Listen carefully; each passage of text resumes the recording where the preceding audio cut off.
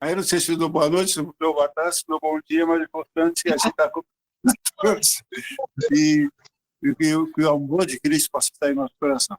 Queridos, eu não quero, nesse testemunho, que você se preocupe naquilo que eu fiz, mas eu quero que você se preocupe naquilo que Deus fez na minha vida e pode fazer na sua vida também, se você assim o permitir, e você permitir que os anjos de Deus lhe mostrem a vontade de Deus na sua vida.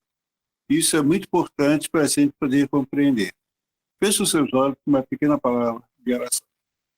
Querido Deus, querido Pai, aqui estamos, Senhor, reunidos com o propósito de querer aprender mais de Ti, mais do Teu poder, mais do Teu amor, mais do Teu perdão, mais da Tua compaixão e principalmente mais da Tua restauração na vida de cada um de nós. Tu nos formaste no Éden, nós caímos no pecado e estamos vivendo no pecado, mas Tu não tem prazer que nós vivamos no pecado, mas Tu tem prazer que nós vivemos nesta vida, mas fora do pecado. Que esse testemunho possa nos mostrar que realmente possamos viver aqui na Terra sem viver uma vida de pecado, orientado, comendo devidamente, se vestindo corretamente, trabalhando corretamente, repousando corretamente, estudando, orando corretamente, para a honra e glória de nosso Deus. Que tudo possa ser, tudo por falado, seja motivo para glorificar e bendizer o teu santo nome. Te agradecemos na certeza que a presença do Teu Santo Espírito está no nosso meio para nos capacitar a compreender esta mensagem. Rogamos a Tuas bênçãos, agradecidos na pessoa de Cristo. Amém. Paulo diz uma coisa muito importante: quer comais, quer bebais, façamos tudo para a honra e glória de Deus. Eu vou falar a primeira parte da minha vida errada para que vocês possam entender a importância da como Deus se preocupa com o ser humano, mesmo que você está numa vida errada. E eu quero ler em Romanos, capítulo 5, verso 8, para que vocês possam entender o amor de Deus para conosco.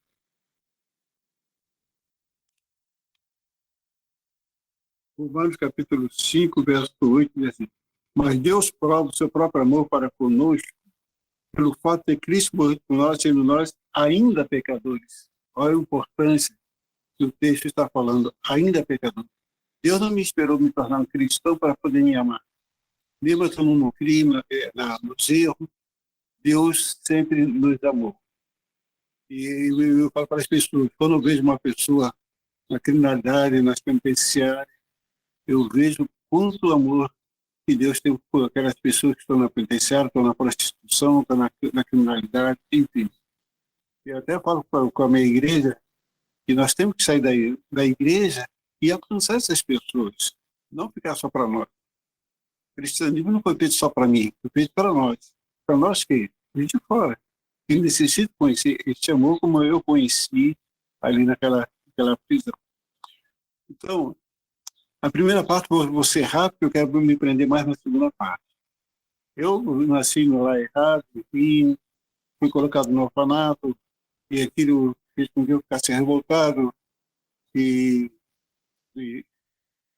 a polícia matou meu pai na minha frente, isso aumentou mais a revolta ainda, e a partir dos 9 anos comecei a dar passos errados, comecei a fumar, por influência de amigos, e aos 10 anos foi o meu primeiro crime, porque quando você se torna viciado, você tem que ter um meio para você sobreviver.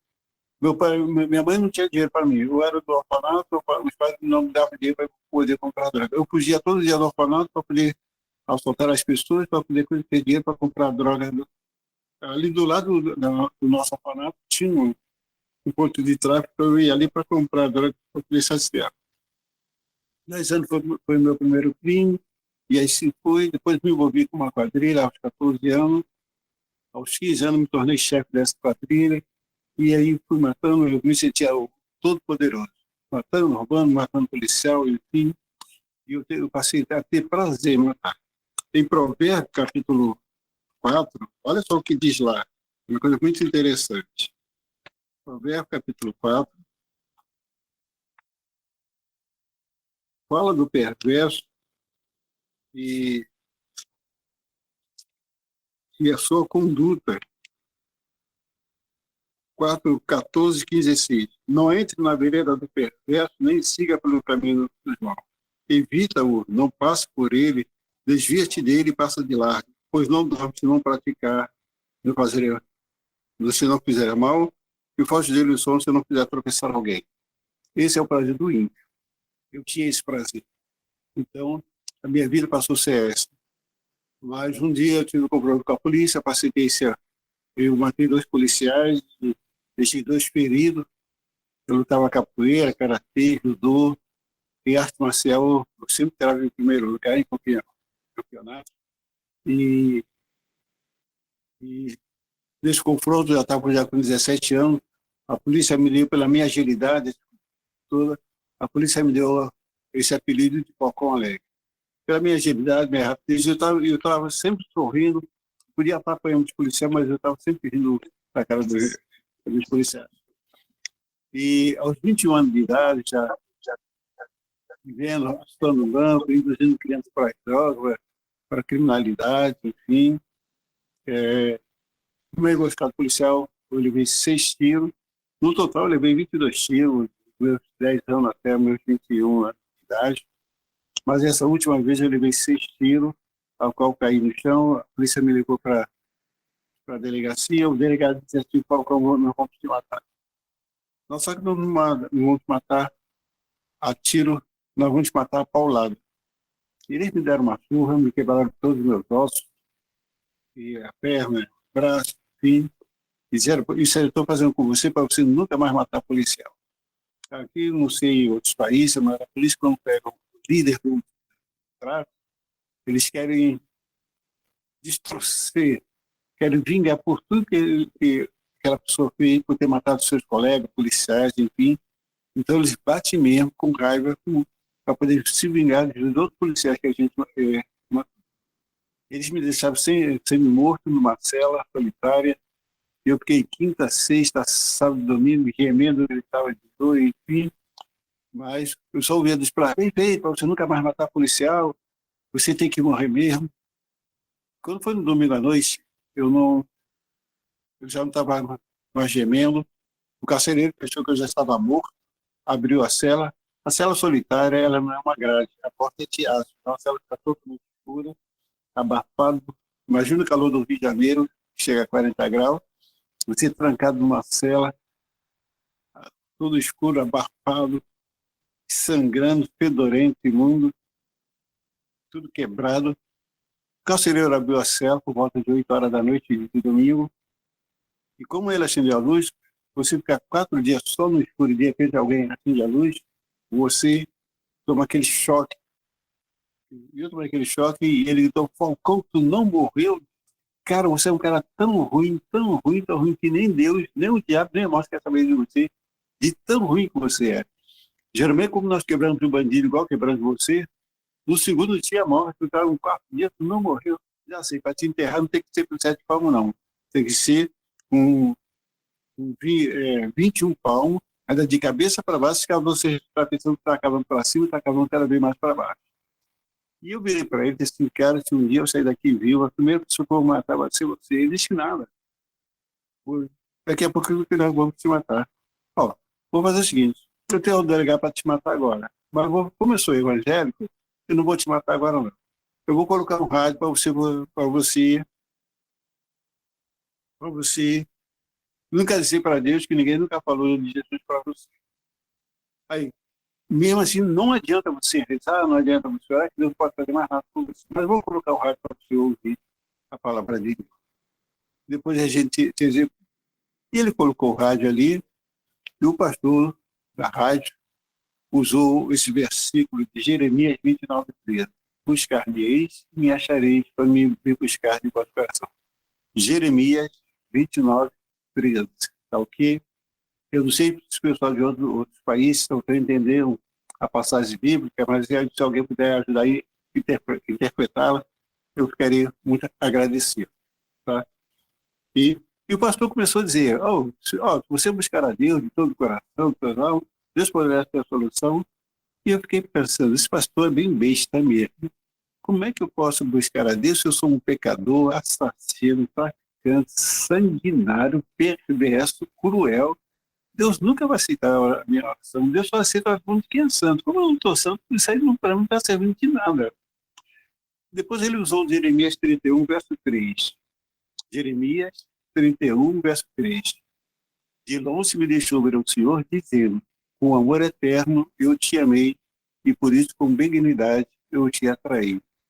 Ele começou a falar do amor de Deus, eu falei, mais outra besteira que esse pastor está falando. Se Deus é amor, por que ele não está preso aqui comigo também? Porque foi ele que me ajudou a matar, foi ele que me ajudou a roubar, foi ele que me ajudou.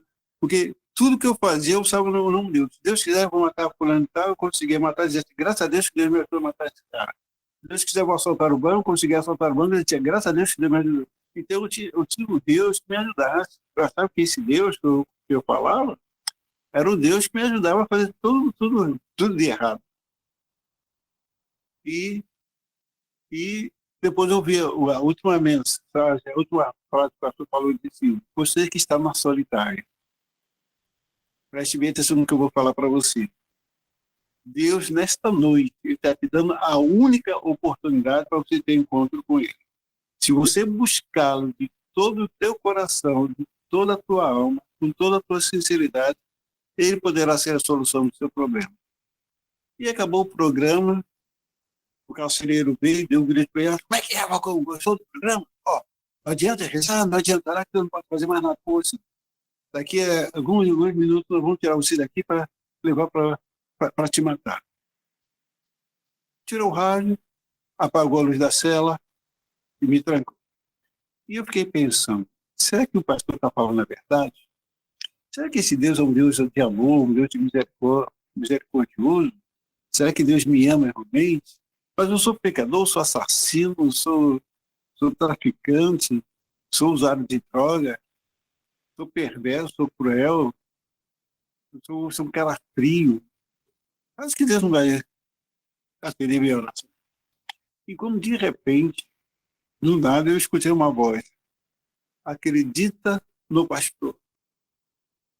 Uma cela totalmente escura, você olha para onde? Sem poder ver nada. À noite, no escuro, você não vê ninguém. Mas eu escutei essa voz por ele. E eu falei assim, sabe uma coisa? Eu vou acreditar no pastor.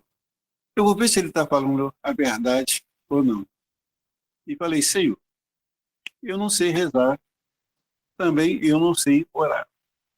Mas se tu é um Deus de amor, misericordioso, por qual o pastor falou na rádio, se tu me ama realmente, apareça aqui que eu quero te conhecê-lo. Apesar que eu não sou digno da tua presença aqui na minha frente, mas eu quero te conhecer. E se tu me amas, se tu é um Deus de amor, misericordioso, por favor, apareça aqui que eu quero te conhecer. Eu fiz esse pedido 3 vezes e não aconteceu nada. E eu fiquei revoltado, falei, tá vendo? É por isso que eu detesto os evangélicos, são tudo bando de mentirosos. Se um dia eu sair daqui, eu vou lá na rádio, vou matar esse pastor para ele nunca mais pegar mentira. E quando eu acabei de falar essas palavras de pensamento, que eu já não tinha mais força para falar, você imagina uma pessoa toda ensanguentada, todo sujo, de fezes, de urina ali, vírus, coisas, caído no chão. Quando eu acabei de falar, surge uma pequena luz no teto. Olhei para a lâmpada estava apagada. E a luz foi se aumentando, aumentando, aumentando, aumentando, ficou muito forte mesmo. Não sei se você já ficou muitos dias no escuro e de repente você vê com a claridade. E eu tentava ver quem estava atrás da luz, não via ninguém. E eu falei comigo, tá vendo? Esses policiais estão bobos mesmo. Para que usar esse farol tão forte em cima de mim se eu estou todo quebrado, fedorento, imundo? Se a minha quadrilha tentar me resgatar daqui dentro, do que eles me pegarem, eles poderão pegar de forma errada, que a minha costela poderá furar o meu coração ou o meu pulmão. Então eu vou morrer. Nem de imagem eu tenho condição de sair daqui.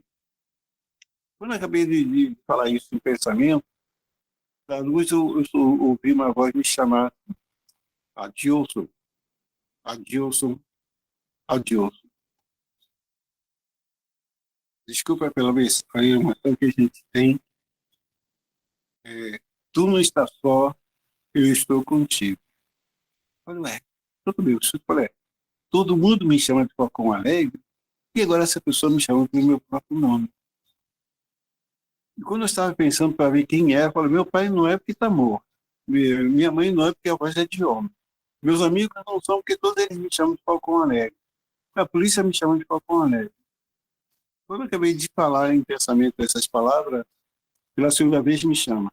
Adilson, Adilson, Adilson. Tu não estás só, eu estou contigo. Aí eu me lembrei, peraí, alguns minutos atrás, eu pedi para Deus aparecer para mim. Essa luz que eu estou vendo é o próprio Deus. Eu vou fazer o seguinte, para tirar dúvida. Se me chamar pela terceira vez, da mesma forma que me chamou pelas duas vezes, vou perguntar quem é. Se me responder, saber que é Deus. Se não me responder, não saber quem é. E pela terceira vez me chama. Adilson, Adilson, Adilson. Tu não está só, eu estou contigo. E mais do que de perto, eu perguntei em pensamento, quem é que está me chamando? Eu obtive a resposta. Eu sou Deus, ao qual tu está pondo a palma. Querido, eu não tive mais dúvida que eu estava na presença do nosso querido. E eu falei, Senhor, se tu é um Deus de amor misericordioso, se tu me ama realmente, eu sou um pecador miserável, assassino, bandido, mas se tu me ama, por favor, me cure dessa enfermidade. Eu estou com 8 balas alojadas dentro do meu corpo, todos os meus ossos estão quebrados. Se tu não me curar hoje, Senhor, eu vou morrer. De hoje eu não passo. Queridos,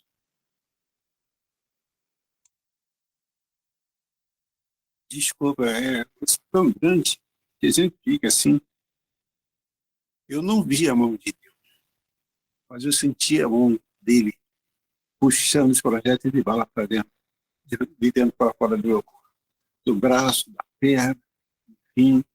Depois a mão de Deus começou a passar no meu corpo todinho, e onde tinha ossos quebrados, Deus encostava, os ossos se encaixavam como nunca tivesse quebrado, enfim, fraturado que é muito calmo, né?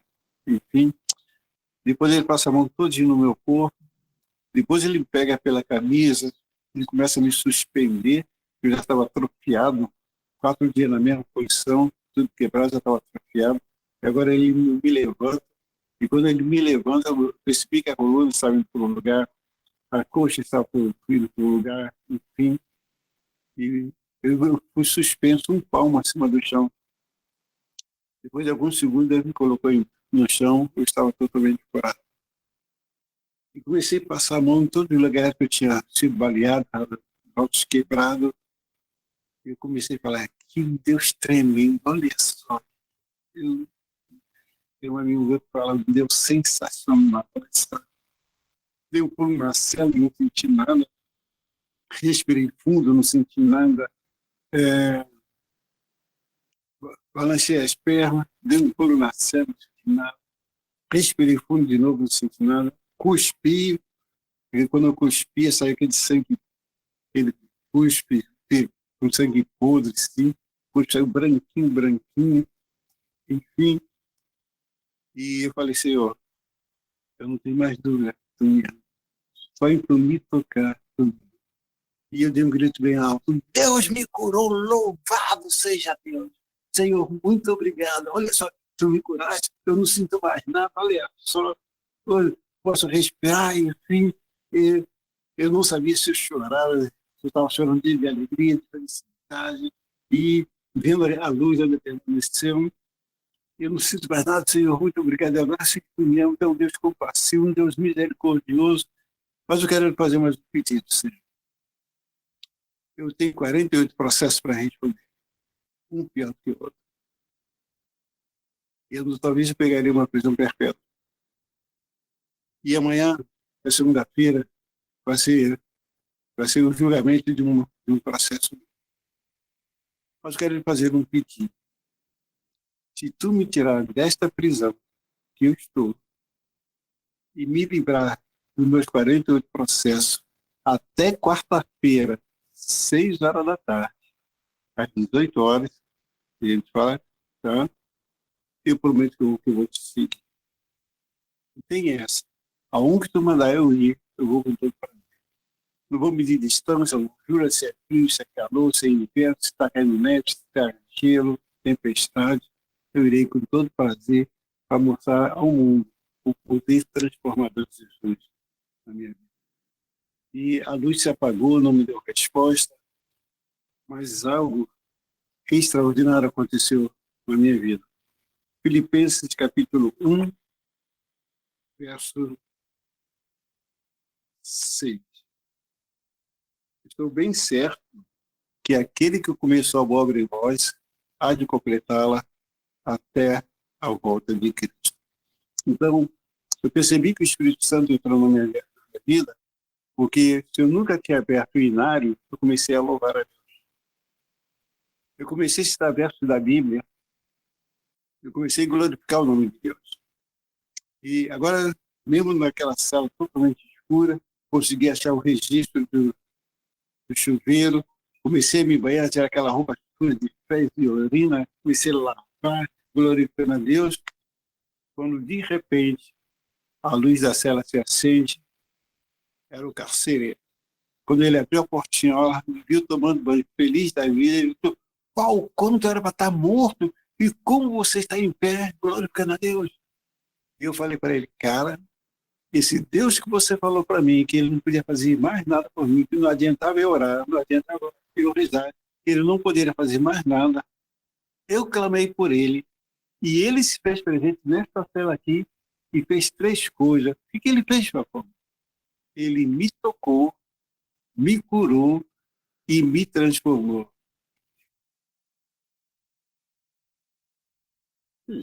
Desculpa, mas eu falei para ele. E agora eu não me chamo mais Falcão Aurélio. Agora eu me chamo Adilson Pereira da Silva, que foi remido pelo sangue de Cristo. E ele começou a se tremer todo, porque ele viu o meu estado, e aquelas palavras que ele falou para mim foi lançado por terra. E ele saiu correndo.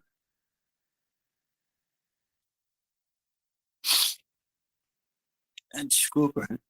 E ele saiu correndo e foi chamar os outros policiais.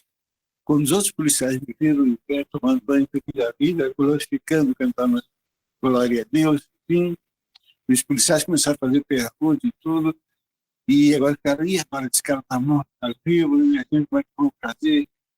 Resolveram não me matar.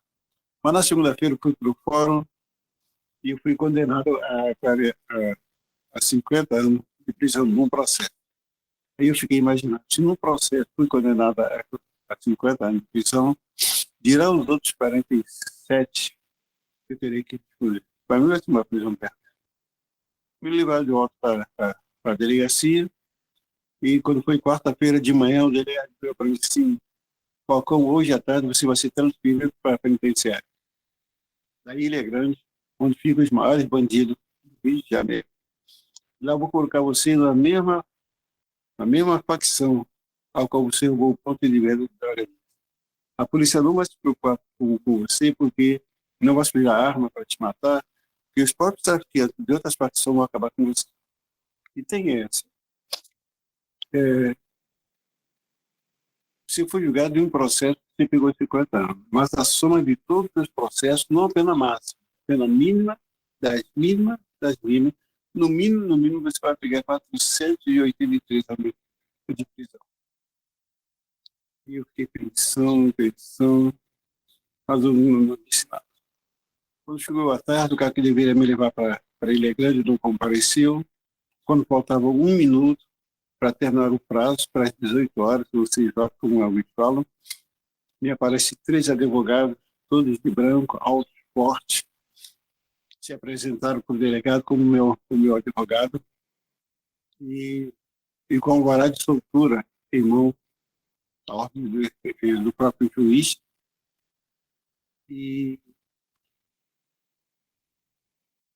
eles, o delegado abriu a cela, me apresentou os três advogados e me levou à presença dos três, e um deles disse assim: "Adilson, não fala nada, só assina esse papel aqui, nós somos três advogados, devemos tirar você daqui." Eu olhei para o papel, eu nem quis ler, eu queria sair dali. Eu assinei, não sei se eu estava assinando a minha libertação ou a minha prisão perpétua. E um deles já tinha dito, você não vai embora para tua casa, você vai conosco por uma fazenda. Você vai ficar 30 dias conosco lá. Sem conhecê-lo, não excitei, fui com ele.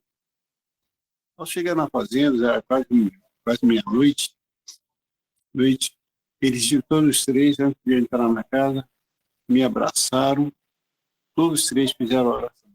Queridos, eu nunca vi ninguém orar como esses três homens oraram. Parecia que a oração dele estava me transportando para o céu. Que eu até hoje não vi quem graça dessa forma. Aí um deles já tinha, após a oração, Deus, você vai ficar 30 dias conosco. Nesses 30 dias você não vai comer nem carne, nem peixe, nem galinha, nem peixe seu. E tem essa. Nós vamos te ensinar você a fazer regime vegetariano. Nós vamos te ensinar você a fazer pão integral. Nós vamos te ensinar você a importância da água, das frutas, dos legumes, dos cereais sobre o teu corpo. Durante 30 dias, nós vamos fazer um detox para que você possa desintoxicar de tantas drogas que você usou. E se você voltar para o Rio de Janeiro, voltar a comer carne, peixe e galinha, e se você for cometido por um câncer no estômago por causa disso, não adianta orar a Deus que Deus não vai te curar, que você foi desobediente à sua palavra. A sua palavra. Mas se você conservar o vegetarianismo, você vai ter uma saúde de ferro. Aí entramos para dentro da casa, fizemos o lanche, tudo vegetariano, natural, comida natural. Nem foi uma janta, foi lanche, com pão integral, com suco, alguns cereais, enfim. E disse, agora vamos tomar um banho e vamos dormir. E tomamos um banho, e mostrou que o quarto é seu, tudo, mas antes de você entrar no quarto, nós vamos orar de novo. Adoramos, enfim. Quando faltava 5 para as 6, eles nos acordaram, e vamos fazer o culto. Fizemos o culto com eles, enfim. E cada culto que eles faziam, eles se lançavam assim, tipo uma meditação. Aí sentavam à mesa para fazer o de jejum, e eles faziam, era tudo natural, é, totalmente. Juan, atende aqui para mim. Isso é que é. Diz para que eu estou na gravação aqui, depois eu ligo. E então, então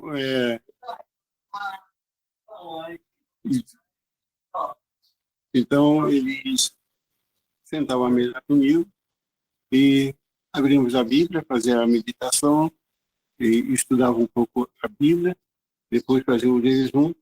Depois desse jejum, eles davam uma tarefa. Eu nunca vivi na roça, né? Eu tinha fazenda, mas não tinha contato com a terra, enfim, era só chegar lá, pagava o pessoal, dizer como estava, enfim.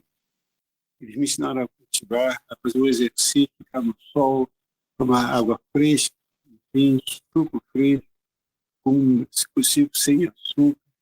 Enfim. Geralmente a gente, eu falo para as pessoas, geralmente a gente faz suco e põe um veneno no suco para tomar, né? Que é o açúcar. Então, nós fazemos isso. O ideal é a gente tomar o suco natural, ou não tomar o suco natural, ou comer a própria fruta mesmo, porque a fruta tem fibra e é bom para o nosso organismo. Eu me davam castanha, caju, amendoim, no café da manhã, enfim. Depois nós íamos trabalhar no sol, capinava, plantava, limpava o curral, enfim, tirava leite para eles venderem, enfim, e plantava também, colhia as coisas que eles tinham que fazer para a comida, eles tiravam assim. Eles tinham um pomar e tinham uma hortaliça muito grande. Eles colhiam para vender para eles e para levar para o mercado para vender. E aí faziam um almoço, E eles faziam um suco de uva lá mesmo, tá fazendo, e, e 5 minutos antes a gente tomava dois dedos de suco de uva, esse é que é bom para preparar o organismo para fazer digestão, e a gente comia aquela comida natural.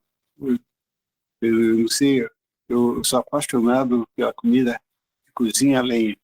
Não sei por quê, porque ali eu fiquei os 30 dias só comendo comida feita a lenha. E, então, isso, só o cheiro quando eu estou passando em viagem, assim, com uma fazenda, pois que cheiro gostoso de comida feita a lenha. Assim. Então, me ensinaram a fazer pão integral, me ensinaram a fazer muitas coisas, me dá um estudo bíblico. Toda a doutrina da igreja, 20, na época, a 27 doutrinas, os 30 dias me ensinaram sobre a profecia de Daniel, do Apocalipse, e algumas profecias da Isaías, Jeremias também. Então, eu saí dali conhecendo totalmente a verdade. E, e todos os dias o exercício, andar, temos que andar para exercitar, enfim, e limos a palavra de Deus e me ensinaram 3 coisas. Eu cheguei lá quando quarta-feira, quando foi quinta-feira, eles começaram a limpar a casa. Quinta-feira à noite, que para nós é sexta-feira, né? E o dia não começa para nós meia-noite, começa ao pôr do sol. Eu comecei a perceber que eles estavam varrendo, limpando a casa, lavando banheiro, enfim. Eu falei, mas o que vocês estão arrumando a casa? Geralmente eu arrumo minha casa, não sabe isso não. E começaram, senta aqui que nós vamos explicar 3 coisas do sábado. Eu quero que vocês também aprendam também 3 coisas do sábado. Primeiro é como se preparar para o sábado. O segundo, como guardar o sábado.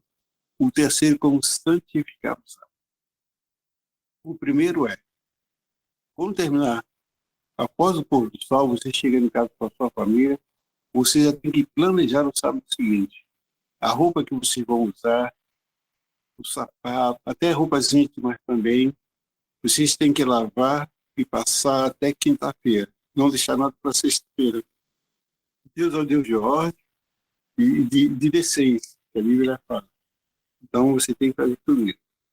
Fazer o cardápio das 4 refeições. Geralmente nós nos preocupamos só com a janta. Aliás, com o almoço de sábado. Isso é erradíssimo. Nós temos que nos preocupar com as 4 refeições. O jantar, de sexta para sábado, o de jejum, que a gente chama de café da manhã, o almoço. Se uma casa tiver criança, fazer o lanche para as crianças. Porque as crianças vão almoçar meio-dia, vai ficar até 7 da noite, você vai mais 7 horas você comer uma criança, e isso vai causar problema para essa criança. Então, tem que fazer um lanche para as crianças. E comprar todos os ingredientes até quinta-feira. Não deixar nada para comprar nada, fazer nada na sexta-feira. É, quando você começar a fazer a comida, sem fazer um pouquinho a mais, para quando você for para a igreja, tiver uma pessoa, um visitante, que não é da igreja, principalmente, que vem pela comida, você tem condição de convidar aquela pessoa para almoçar na sua casa e ali você dá o almoço para essa pessoa, sem precisar você botar, botar mais água no feijão, botar isso, ele serve que isso é pecado. Você está transgredindo, sabe? A comida já tem que estar pronta. Então você não tem que fazer mais nada. Está pronto, você tem ele. Então sempre fazer um pouquinho a mais para a cozinha ter produção. E ele fala assim, né? Deus fica triste porque nós não somos hospitaleiros. Nós não somos hospitaleiros, nós não convidamos pessoas que vêm para a igreja de longe para ficar na nossa casa. Principalmente agora, eu vejo até um morador da rua ali, que entra na igreja, ele tem, além de ouvir a palavra de Deus, tem que ter alguém para suprir a sua necessidade, a sua fome. Então isso é muito importante. Começar a limpar a casa a partir do pôr do sol de sexta-feira, de quinta para sexta-feira, deixando só por último a cozinha. Fazer comida gostosa, mas que seja rápido e sim para ser feito. Não fazer comida com que você fique o tempo todo se preparando e acaba você transgredindo o sábado. Tá? De tal forma que meia hora, uma hora, meia hora, toda a família já deve estar pronta, de banho tomado, esperando o sábado chegar. É a mesma coisa que você estivesse esperando Jesus chegar, Jesus voltar. Então, cada sábado que você se prepara, você está se preparando para a volta de Cristo Jesus. Olha a importância. Tá, esse foi o primeiro passo. O segundo passo, como guardar o sábado. O sábado tem 24 horas, e essas 24 horas é o dízimo do tempo. Deus me deu 6 dias para eu fazer o que eu quero. Mas o sétimo dia não me pertence, pertence a Ele. As 24 horas, minutos e segundos pertencem a Ele. Se eu faço pôr do sol atrasado, Deus me tem como ladrão. Estou roubando o sábado. Se eu antecipo o sábado para poder resolver outras coisas, eu estou roubando também as 24 horas eu não devo tocar, que pertence ao Senhor. Isso é muito importante você, assim, compreender. Abastecer o carro tem que ser tudo. Você não deve abastecer, tem que fazer de tudo para você não ter que... Então, as 24 horas pertencem ao Senhor, então você deve glorificar a Deus, dedicar o tempo para orar, agradecer, reunir a sua família, principalmente quando você tem um filho pequeno, você tem que dar atenção ao seu filho, levar ele para um bosque, para uma praça, ou ir para levar o garoto para ir para o estudo bíblico com você e tudo. Você e a família tem que estar juntos. O sábado é da família, o sábado foi feito para que a família se reúne e descanse nos braços de Cristo. Né? Então, essa finalidade é do sábado. E outro que me ensinaram foi a santificação do sábado. O sábado é tão santo como Deus é santo. Isaías 59, 58, verso 13, 14, fala assim. Isaías 58, verso 13,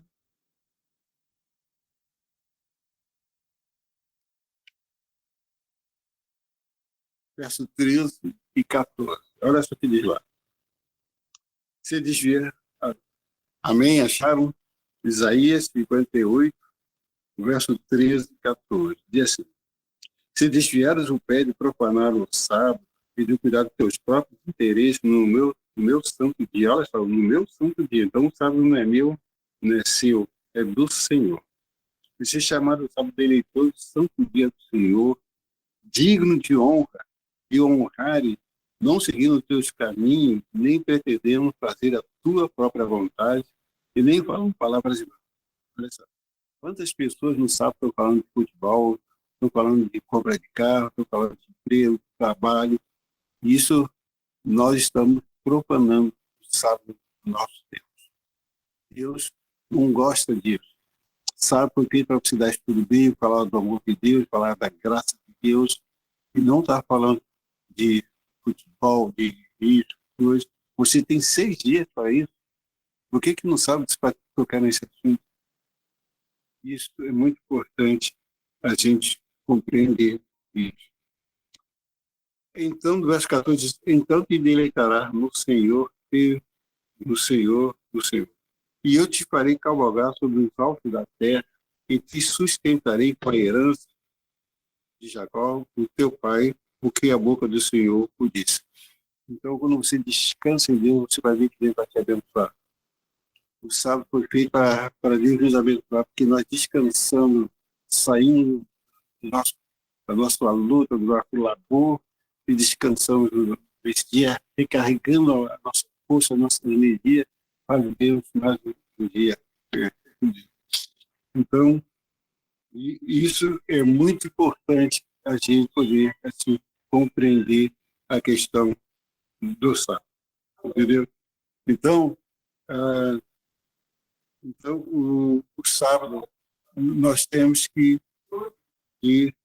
compreender a necessidade e nós estávamos santificados. Então, e eles falaram uma coisa muito triste, disseram assim, muitas pessoas não entrarão no sábado por causa desses três detalhes. Por não se preparar para o sábado, por ter não guardado o sábado corretamente e não ter santificado o sábado como Deus quer. Vão se perder por causa dessas três coisas que deixaram de fazer. Ou fizeram, mas fizeram relaxadamente.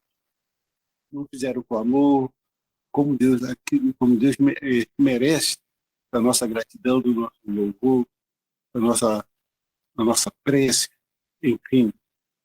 E às vezes você está no sábado, você está olhando, nós queremos o sábado passar correndo, enfim, para você fazer a sua atividade.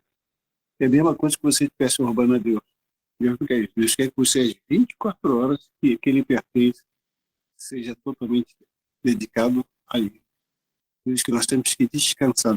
Nós temos que buscar o Senhor, que precisa descansar dos seus braços, enfim.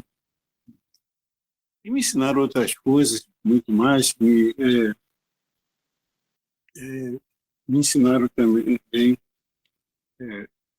me deram três conselhos, cada um deles falaram, eu tenho um capítulo que eu escrevi, Conselho aos Jovens dado pelos anos. É um capítulo que eu fiz, inclusive tem um livro que fala sobre isso, e escrevi até um livro que tem como título O Homem que Viu Deus. E nesse capítulo tem um dos capítulos, eu tenho um conselho para os jovens. Né? Foi um conselho fantástico que todos os três me deram ali, eu podia anotar, relembrar para poder passar. Aí me ensinaram muitas coisas, sim, enfim. Durante os 30 dias a gente trabalhava, enfim. E aí uma coisa que me chamava a atenção, eles trabalhavam, tomavam banho conosco, tinham um lago, tomavam banho de lago comigo, brincavam, sorriam. Eles não eram, não é que eram anjos, apesar que eu não sabia que era anjo, eu achava que era ser humano, porque eles diziam só, vou na cidade resolver o problema, então, eu vou no fórum resolver o problema lá no fórum. Então, cada dia um saía, outro ficava, e eles sempre eu tinha alguém ali me orientando, o que eu deveria fazer, o que eu deveria vestir, e eles falaram bem claramente, nunca suba, um dia você for um pregador, nunca suba no púlpito sem antes orar em casa. Não hora como você chegar na igreja, ore, para que Deus possa te preparar. Não só preparar você, mas preparar a igreja para ouvir a mensagem que você vai ouvir, que eles irão ouvir. Então você tem que orar por você e por todas as pessoas que estarão lhe ouvindo naquele dia. Entrega ali o seu problema a Deus, pelas frutas, e esqueça depois de si tudo.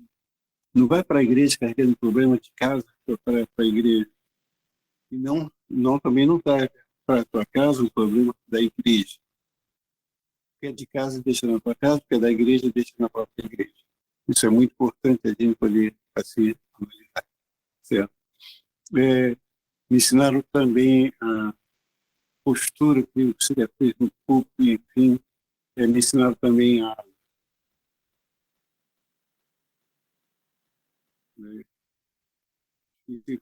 para o nome, deixa eu me lembrar do livro.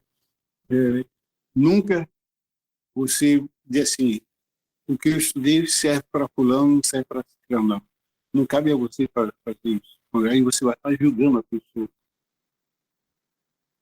Cabe a você se colocar à disposição de Deus para que Ele te use para mandar a mensagem. Agora, para quem é que Deus, na pessoa de inscrição, está indo endereçar essa mensagem para um? E tem pessoa que já vou preparar essa mensagem para falando de tal, não. Isso não. A sua mensagem vai ser uma mensagem vazia, porque você está julgando a pessoa. Nós não devemos julgar. Quando você for pregar, você não tem que estar julgando. Você tem que dizer, Senhor, me use. Eu sou teu instrumento. E eu quero ser usado por ti para dar a tua mensagem para a tua igreja. Aí sim, você vai ver que Deus vai te abençoar, você vai ser, o seu sermão não vai ser um sermão vazio, porque o seu sermão vai estar acompanhado pelo Espírito Santo. A voz é sua, mas a palavra é de Deus. O Espírito Santo vai encarregar para tocar no coração das pessoas que necessitam ouvir aquela mensagem. Então, isso é muito importante a gente compreender essa questão. É, e, e ele, nos dias, é, e a gente até perguntar, poxa, por que você me põe para me trabalhar no sol? Enfim, isso é, você precisa beber muita água, você precisa detoxicar, você está cheio de organismo, está cheio de droga, enfim, você precisa transpirar. E você tem que beber muito de abacaxi com limão, com hortelã, enfim, mas sem colocar açúcar, enfim, é muito bom para detoxificação. À noite, um suco, um chá de maçã, enfim, para acalmar, enfim,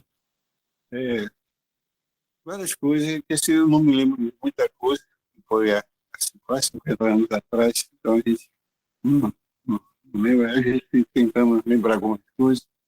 Então, para mim, foi um dia inesquecível, os 30 dias que eu passei com esses três advogados ali.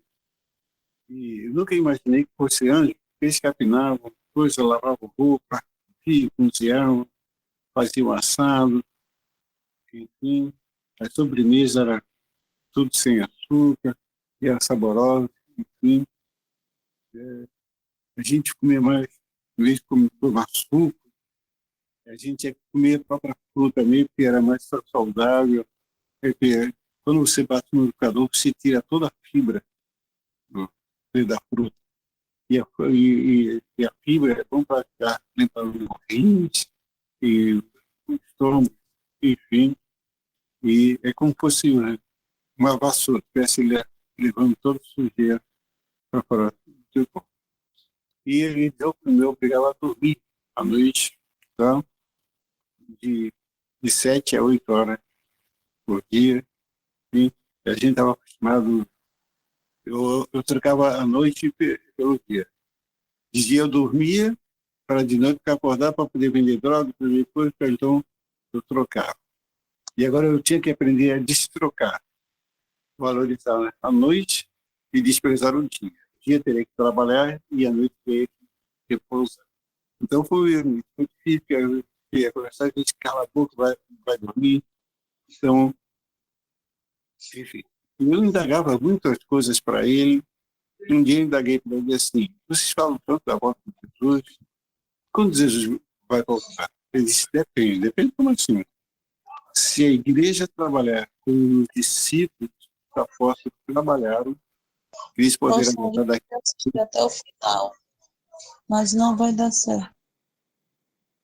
Ah, eu não entendi. Ah,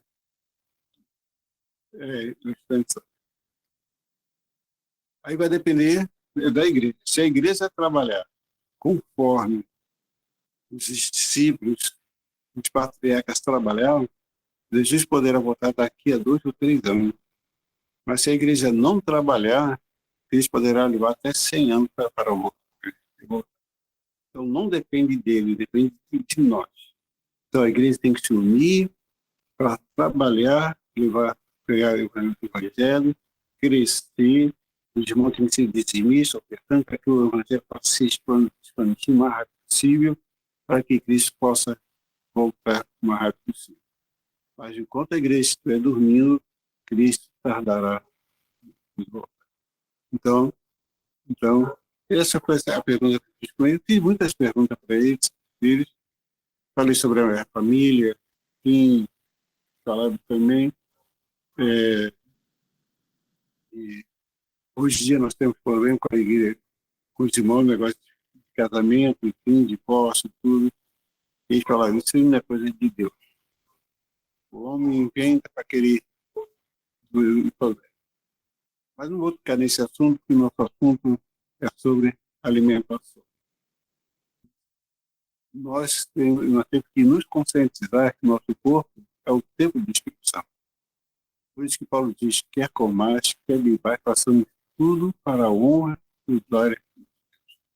Beber água, tomar banho, mas não só banho de água, mas banho de sol, enfim. O exercício é ideal, fazer o exercício. Trabalhar 8 horas e repousar 8 horas. Mas o dia tem 24 horas, nós temos que dividir o dia em 3 partes. 8 horas para dormir, 8 horas para trabalhar, 8 horas para a gente estudar, para desfrutar para a família. Então, nós temos que aprender a fazer isso corretamente.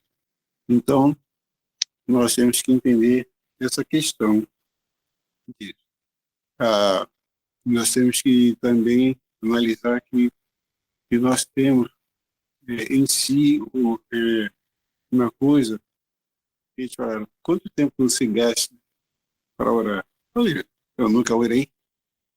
Ele dizia assim, mas você está aqui conosco, está aprendendo a orar.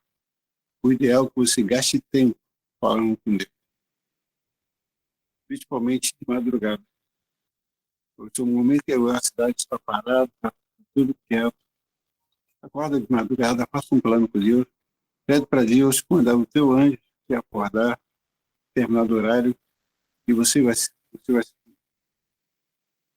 gaste tempo estudando a palavra de Deus, como você deve melhorar diante de Deus e diante dos homens.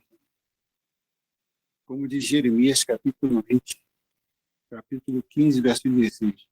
Achando as tuas palavras, logo as comis, e elas me foram gozo e paz e alegria ao meu coração. E por causa disso sou chamado pelo teu nome. Quando você estuda a palavra de Deus, Deus vai te transformando. Tem que você perceba, a luz de Deus vai aparecendo na sua vida. Então, isso que é importante. Não estudar, você não tem que ler a Bíblia, você tem que estudar. Você submete e fala, Senhor, me ajuda a compreender esse estudo, tá? Vai ali, vai aqui, outro. Eu sempre falo, Senhor, peço que o Espírito Santo, que inspirou os discípulos, patriarcas, profetas, a escrever a Bíblia, faça um momento, que ele faça comigo mesmo, para que eu possa compreender, interpretar a Bíblia, como ele interpreta, inspirou os discípulos a escrever, que ele possa me inspirar a compreender a palavra do nosso Deus e me dar força e coragem e determinação para praticá-la aquilo que eu estou aprendendo. Isso é muito importante. Isso vai causar em nós uma transformação. Querido, como eu estou na igreja, a igreja vai precisar abrir para fazer um grupo de oração. Então, eu tenho só 10 minutos para poder terminar isso aqui, mas... Tudo bem, irmã Adilson. Vamos fazer uma coisa bem prática. Os irmãos que querem fazer as perguntas, coloca aqui no chat e nós vamos escolher as perguntas mais pertinentes, que às vezes é a mesma pergunta, a mesma dúvida, 2, 3 pessoas, para a gente fazer mais rápido. Então, eu faço a leitura e o senhor responde. Tá bom. Tá bom. Fica mais organizado, mais rápido, para a gente aproveitar esses 10 minutinhos que o senhor tem. Bem, vou começar com as minhas perguntas, pode? Se eu não fazer o papel de título, vou fazer o papel de Leandro Quadro. Isso mesmo. Vamos lá. Tu vai olhando aí o chat. Então, vou fazer a primeira pergunta, tá? Irmão Adilson, os anjos, apesar que nosso testemunho não é só alimentação, é a vida no campo com os anjos, não é verdade? Mas eu vou fazer uma pergunta que não quer calar e que todos nós precisamos. Os anjos preparavam a alimentação na sexta-feira e arrumavam a casa e a roupa na quinta antes, né? Então, deixavam a sexta-feira só para preparar a comida. Então, no sábado, eles esquentavam a comida ou comiam gelado? Nem gelado. Eles tinham o seguinte, eles tinham um forno, a lenha, então antes do pôr do sol, eles colocavam bastante lenha nesse forno e deixavam a noite toda queimando. Quando estava de manhã, o forno estava quente. A brasa, né? Então eles tiravam da geladeira e colocavam na brasa. Era isso que eles faziam. Então, eles não acendiam o fogo. Nossa, que fantástico! Outra coisa, enquanto vai surgindo aqui as perguntas, eu vou lançando as minhas. Tá. Eu não sabia, já conheço o senhor há alguns anos. Então, além dos anjos, eles mesmos plantarem e colher alguns alimentos, né? Eles Ah, comiam uma parte daquilo que eles plantaram e o restante eles levavam para a feira para vender? é isso mesmo. Menino, vou colocar isso no meu centro de vida saudável. Ah, com base nos anjos. Mais uma pergunta. Então, eles não conseguiam plantar tudo, não é verdade? Então, o que Não, eles não conseguiam plantar, eles faziam o quê? Eles compravam, ou não se comia? Como é que fazia? eles não, a única coisa que eles compravam era o Azeite, e azeite, o arroz, arroz, e o feijão eles plantavam, o milho eles faziam fubá, lá mesmo, entendeu? É, mas até o fubá era caseiro? era caseiro. Outra coisa que o irmão falou, que me chamou muita atenção aqui, eu e minha equipe, quer dizer que os anjos também preparavam sobremesas saborosas sem açúcar? Certo? Entendeu? Nossa, Da própria, do doce da própria fruta que eles faziam a sobremesa.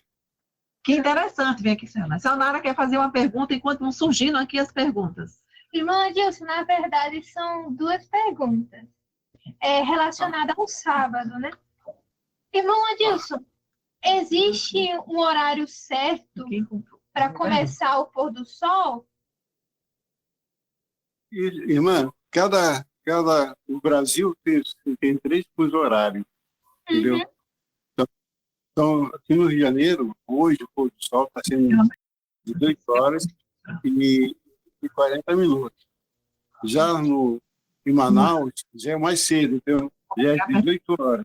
Então, vai depender do lugar.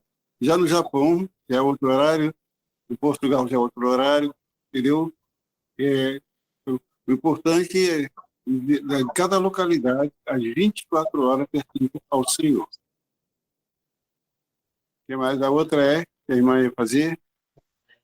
Irmão Adilson, é errado fazer reuniões da comissão da igreja e ensaios de coral no sábado? Na sexta, no caso, né? No sábado. O sábado foi para você descansar no Senhor e louvá-lo, e não se preparar para louvar no sábado. E nem fazer reunião.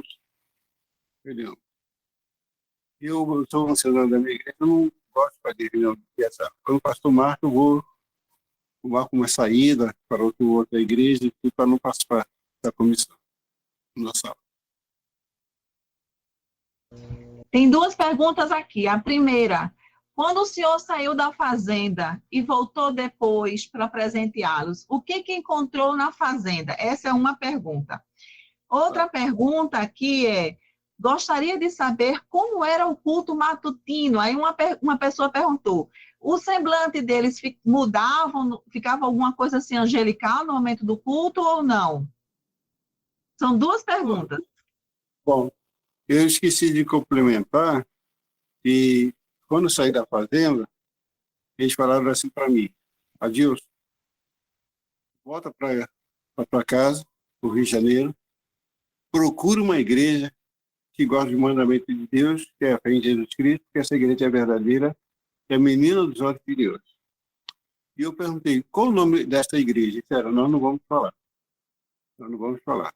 Se você entrar numa igreja que tiver toda a doutrina que nós te ensinamos, é a igreja de Deus. Deus só tem uma igreja verdadeira, que quer que guarde os seus mandamentos e que tenha fé em Jesus Cristo. Saiu disso, não pertence ao Senhor. Mas Deus tem pessoas na outras denominações que o povo pertence a ele. Então, quando eles conhecerem a verdade, eles sairão do seu luto, dos erros e viram para a maravilhosa luz. Tá? Aí voltei A primeira coisa que eu fiz foi arrumar emprego, enfim. E eu levei 2 anos em lugares de igreja. Fui na Batista, fui na Pentecostal. Num dia que tinha a doutrina que eu tinha aprendido, eu saía, questionava, perguntava o pastor não sabia. Então, eu estava falando. Aí eu vim embora. Aí arrumei emprego, comprei 3 presentes para eles, para agradecê-los. Quando cheguei na fazenda, eram outros moradores que estavam lá e disseram que eu nunca estive lá com os 3 empregados.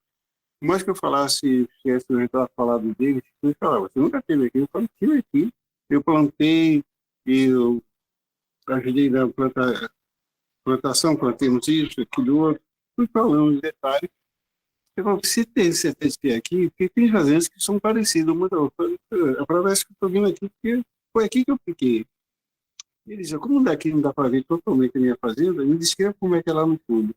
Olha, da cachoeira, do lago, as plantas, o curral, a casa dos cuidados, casa dos coelhos, os cuidados dos coelhos também, da hortaliça, do pomar. Depois você fala, olha, realmente, eu nunca vi você aqui. Eu falei, plantemos isso não, que plantou foi o meu responsável, não, fomos nós, plantamos, enfim. Tudo. E aí foi o foi, eu disse, então, como é que é a minha casa? Comecei a falar do quarto, da sala, da mesa, do forno, do fogão, lenha, tudo.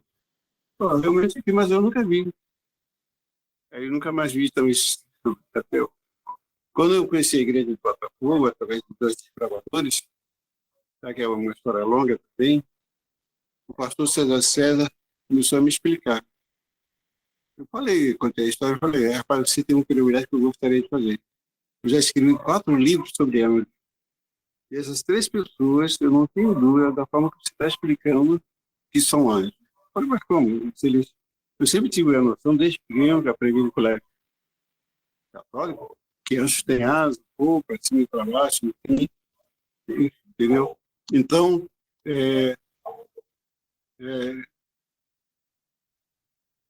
está chegando o pessoal, vai perder a serra.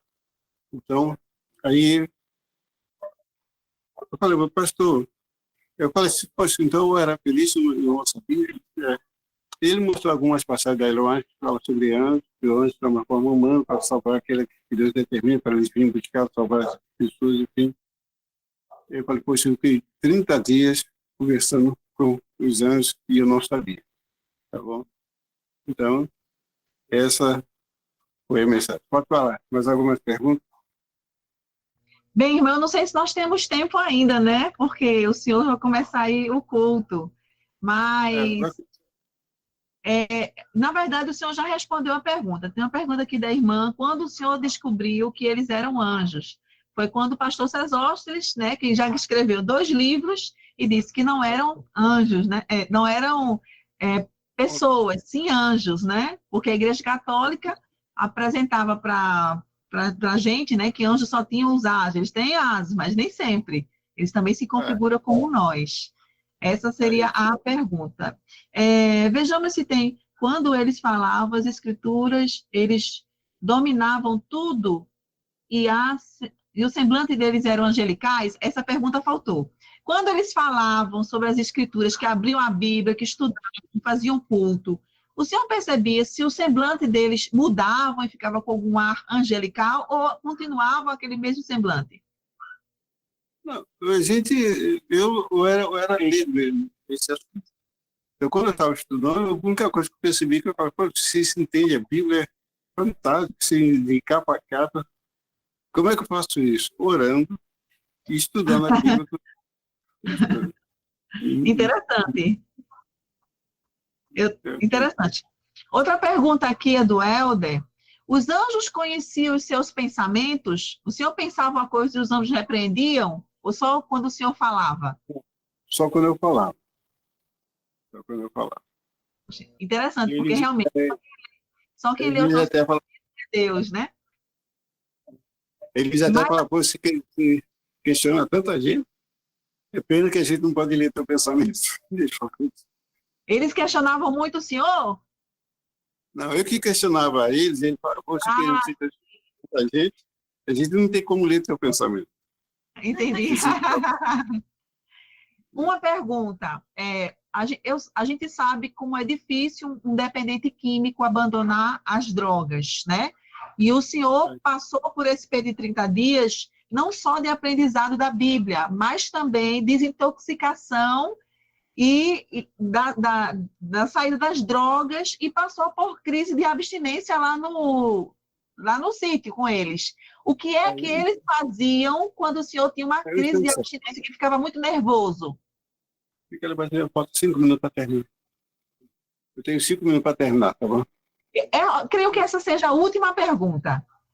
Tá. O que eu fazia quando o senhor tem uma crise de abstinência porque não estava usando mais as drogas? O que os anjos faziam para lhe ajudar quando o senhor tem a crise de abstinência e ficava muito nervoso? Quando eu ficava muito nervoso, eu falava, ó, respira, Respiração. respiração, e tenta com todo o teu força botar tudo para fora. Não entendi só esse finalzinho, só não entendi esse finalzinho. Botar tudo, quando você respira, Ah, ok. isso ajuda muito. Tomar muito suco, principalmente suco ácido, como limão, abacaxi, laranja, um suco que ajuda a fazer a desintoxicação. É isso. Jogando eles viram que eu estava muito assim, agitado, querendo. Eles falavam, vamos. E eles falavam assim, vamos fazer alguma coisa, vamos trabalhar. Eles davam um suco e tal, eu ia trabalhar, enfim. E sério, nunca permita a sua mente ficar parada. Aí que você vai ter uma queda. Muito interessante, muito interessante. Você, com a mente ocupada, você não vai ter tempo para pensar, você não vai ficar ocioso, não vai ficar nada. Então, eles me ensinaram a trabalhar com a mente, que é muito importante. Quer ver você trabalhar com o corpo, mas quem manda o corpo é a mente, certo? Se você não tiver a mente educada, você não vai vencer. Que é o domínio principal do Espírito Santo, que é o domínio próprio. Você tem que aprender a ter o domínio próprio. Você tem que querer. Eu vou conquistar, eu vou vencer. Então, eles me motivavam. Quando eu faço palestra para os dependentes, eu falo justamente sobre isso. Você tem que querer. Tem que botar na sua mente que você pode sair dessa vida. E trabalhar na sua mente, o cara para a não ceder. E se você cede, você vai cair de novo. Aí eu perguntei para um deles, quantos de vocês já saíram da clínica e estão aqui de volta? Mais de 60% estavam de volta. Por quê? Não souberam trabalhar com a mente.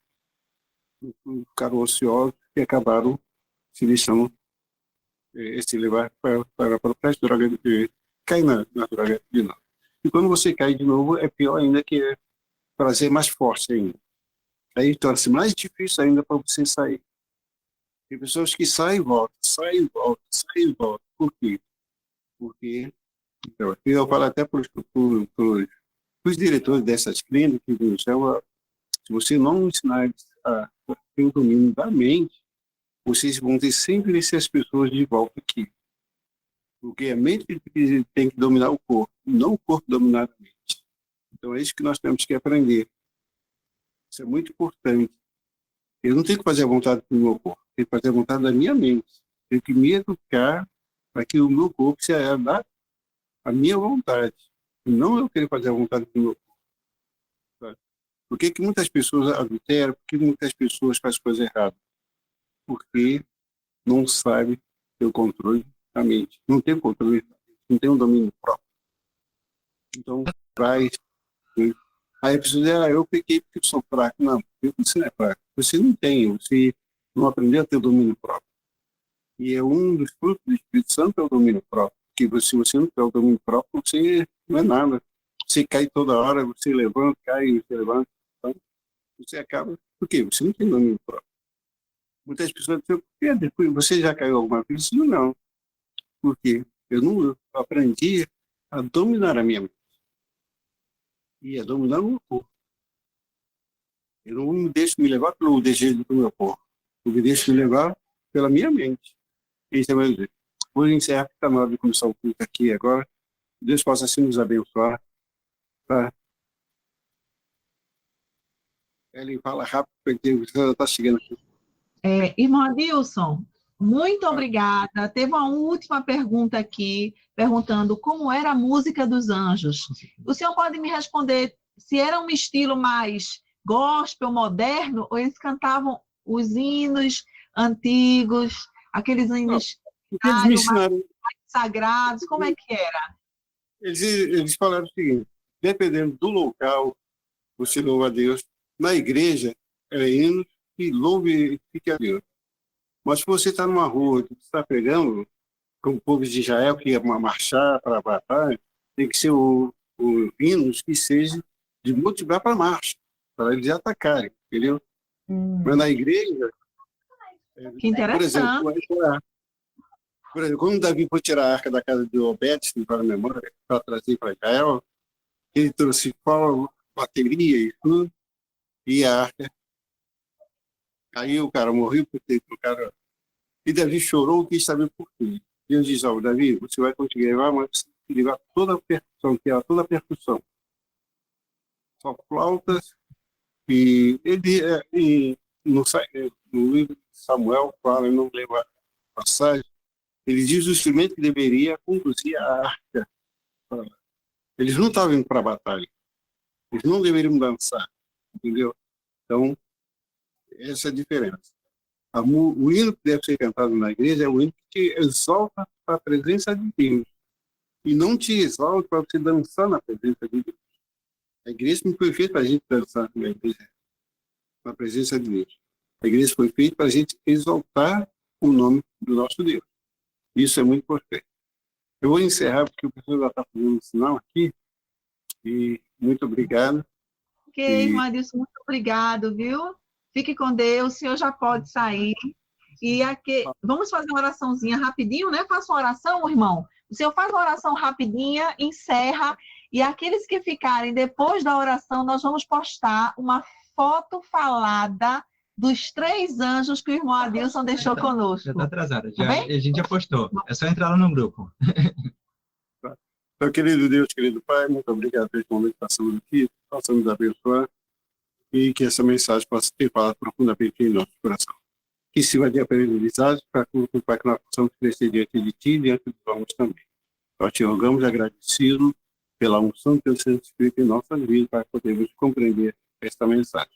Rogamos as Tuas bênçãos, nos dê uma boa noite em nome de Jesus. Amém. E amém. Então tá. Muito obrigado pela atenção de vocês. Que Deus abrace a todos vocês. Um grande abraço. Um beijo a todos vocês. Amém. Amém. Tchau, Deus.